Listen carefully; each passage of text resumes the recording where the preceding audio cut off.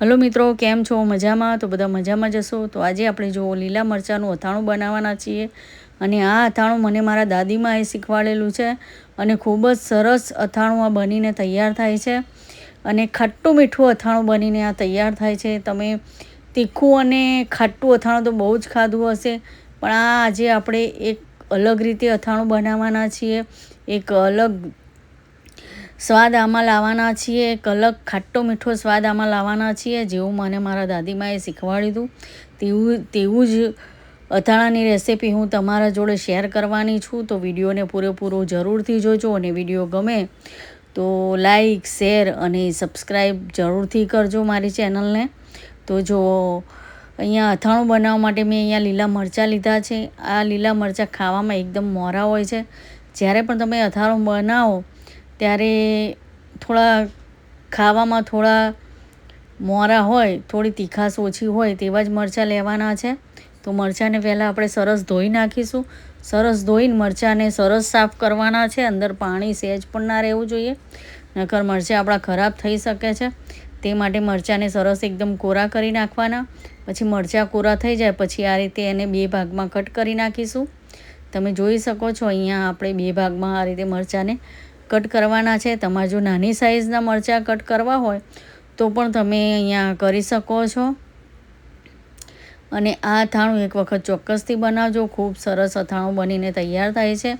હું તો દર વખત આ રીતે જ અથાણું બનાવું છું અને મારા છોકરાઓને અને ઘરનાને અથાણું બહુ જ ભાવે છે.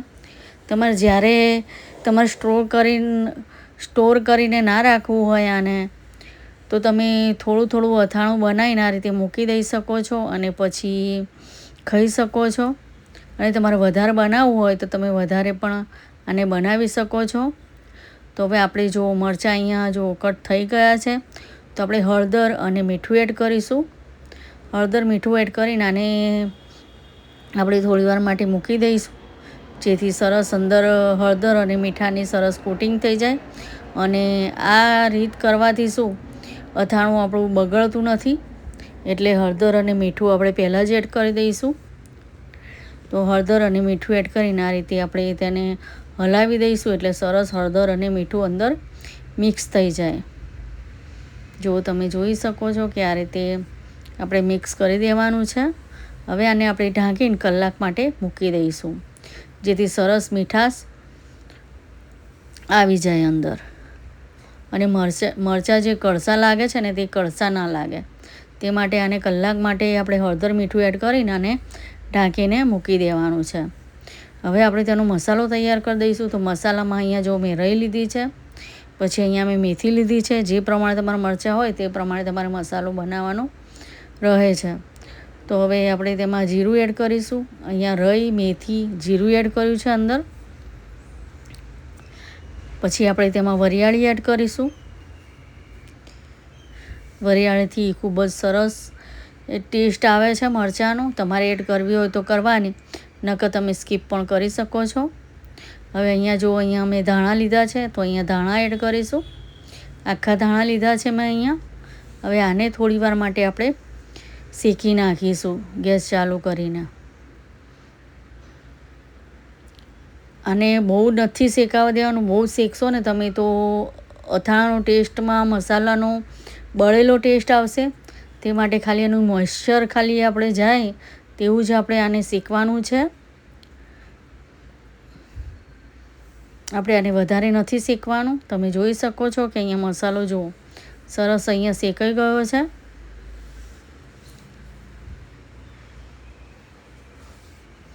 હવે આને મિક્સરમાં આપણે એડ કરીને આને પીસી લઈશું. અને વધારે મોટું કે એકદમ ઝીણું પણ નહીં પીસવાનું. અને આપણે થોડું પાવડર પણ નથી કરી નાખવાનું કે બહુ આખું પણ નથી રાખવાનું. બહુ આખું રાખશો ને તો પણ મરચાંનો ટેસ્ટ સારો નહીં આવે. બહુ ઝીણું થઈ જશે ને તો એકદમ પાવડર જેવું થઈ જશે તો પણ ટેસ્ટ સારો નહીં આવે. એટલે એ બેની વચ્ચે જે પીસાય છે ને તેવું આપણે પીસવાનું છે. હું તમને બતાવું પીસીને.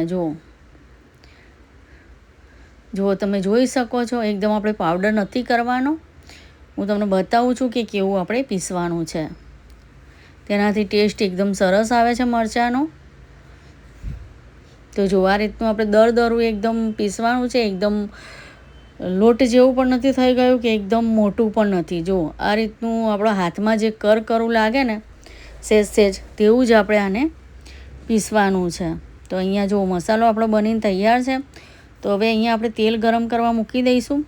આપણે અહીંયા તેલ એકદમ ગરમ કરવાનું છે, ધુમાડા નીકળે તેવું તેલ અહીંયા આપણે ગરમ કરવાનું છે. તો તેલ એડ કરીને આપણે ગેસ ધીમો કરી દઈશું અને તેલને ગરમ થવા દઈશું. હવે અહીંયા તેલ પણ આપણું ગરમ થઈ ગયું છે. હવે આપણે મરચાં જોઈ લઈએ.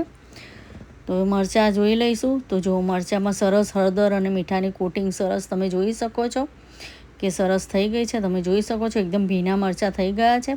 આ રીત કરવાથી મરચાં બગડતા નથી અને ખૂબ જ સરસ મરચાં બનીને તૈયાર થઈ જાય છે. હવે અહીંયા જો મેં એક લીંબુ લીધું છે. તો આપણે એક લીંબુનો રસ એડ કરીશું અંદર. લીંબુનો રસ એડ કરવાથી સરસ મરચાં ખરાબ પણ નથી થતા અને મરચાંના અથાણાનો ટેસ્ટ એકદમ સરસ આવે છે, ખાટો મીઠો. તો આપણે અહીંયા જો લીંબુ એડ કરીશું. તો અહીંયા મેં એક આખું લીંબુ લીધું છે.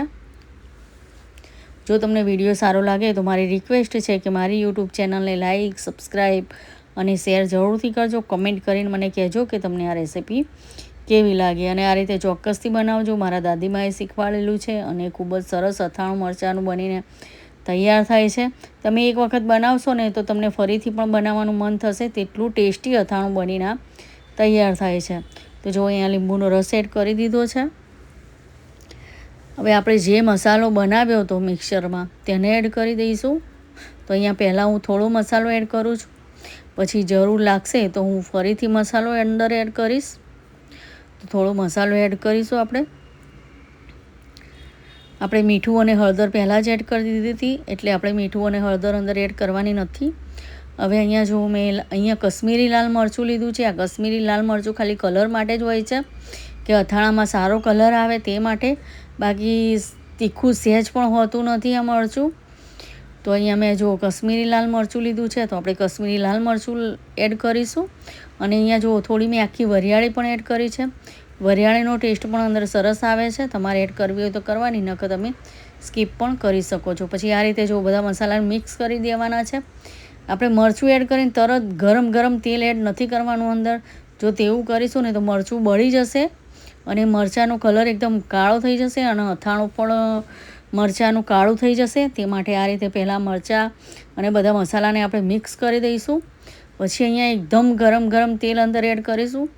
ગરમ તેલ એડ અંદર કરવાથી મરચાં સરસ એકદમ પોચા થઈ જાય છે અને ખાવામાં પણ સરસ લાગે છે મરચાં. તો અહીંયા જો મેં ગરમ તેલ એડ કરી દીધું છે. હવે ગરમ તેલ એડ કરીને આપણે આને મિક્સ કરી દઈશું.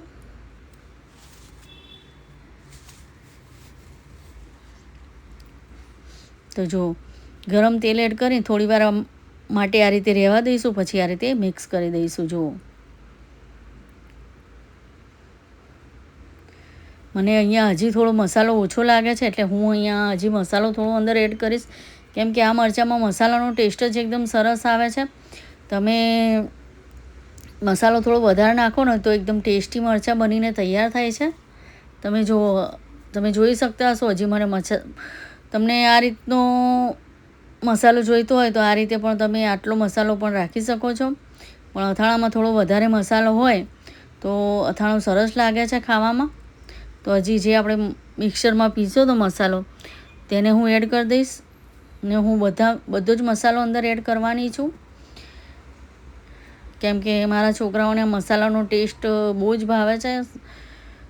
તે માટે હું અહીંયા થોડો વધારે જ મસાલો અંદર એડ કરું છું. તમે તમારી રીતે તમારે જેટલો એડ કરવો હોય તેટલો તમે કરી શકો છો. તો જો આ રીતે આપણે મિક્સ કરી દેવાના છે મરચાંને.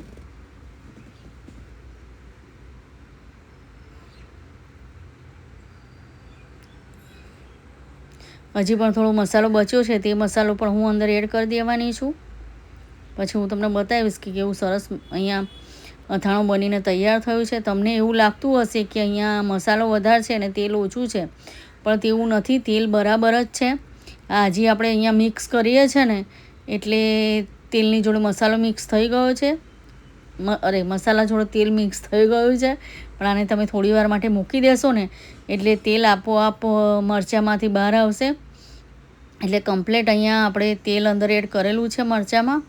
હવે અહીંયા હું થોડી ખાંડ એડ કરું છું. તમારે ખાંડ એડ ના કરવી હોય ને તમારે આ રીતના મરચાં ખાવા હોય તો એ રીતે પણ તમે ખાઈ શકો છો. પણ અહીંયા ખાટો મીઠો અથાણામાં ટેસ્ટ લાવવા માટે મેં અહીંયા ખાંડ એડ કરી છે, કેમ કે મારા દાદીમાં છે ને એ આવું અથાણું ખાટું મીઠું બનાવતા હતા મરચાંનું, એટલે ખાટો મીઠો ટેસ્ટ લાવવા મેં અહીંયા થોડી ખાંડ એડ કરી છે. તમારે એડ કરવી હોય તો કરવાની, નકર તમે સ્કીપ પણ કરી શકો છો. જો તમને ના ભાવતી હોય તો તમે ખાંડ વગર પણ આ મરચાંને ખાઈ શકો છો. તો અહીંયા જો તમે જોઈ શકો છો કે અહીંયા આપણા મરચાં બનીને તૈયાર છે, મરચાંનું અથાણું. તો આ રીતે ચોક્કસથી બનાવજો અને ખાજો. ખૂબ સરસ, તમે જોઈ શકો છો કે કેટલું સરસ અથાણું બન્યું છે. તો તમને વિડીયો ગમે તો લાઈક, શેર અને સબસ્ક્રાઈબ જરૂરથી કરજો. તો જો આપણું અહીંયા ટેસ્ટી અથાણું બનીને તૈયાર છે. અને તમારે તરત ખાવું હોય તો તમે તરત પણ ખાઈ શકો છો. અને 2 કલાક માટે આને ઢાંકીને મૂકી દેશો એટલે સરસ તમારું ઇન્સ્ટન્ટ અથાણું બનીને તૈયાર થઈ જશે. તો અહીંયા તૈયાર છે આપણું મરચાંનું અથાણું. જ્યારે પણ અથાણું બનાવો ત્યારે થોડા મોરા મરચાં લેજો, એટલે ખાવામાં સારા લાગે, બહુ તીખા ના લાગે અને ટેસ્ટ પણ અથાણાનો સારો આવે. તો બધાને જય મા લક્ષ્મી અને જય શ્રી કૃષ્ણ. મળીશું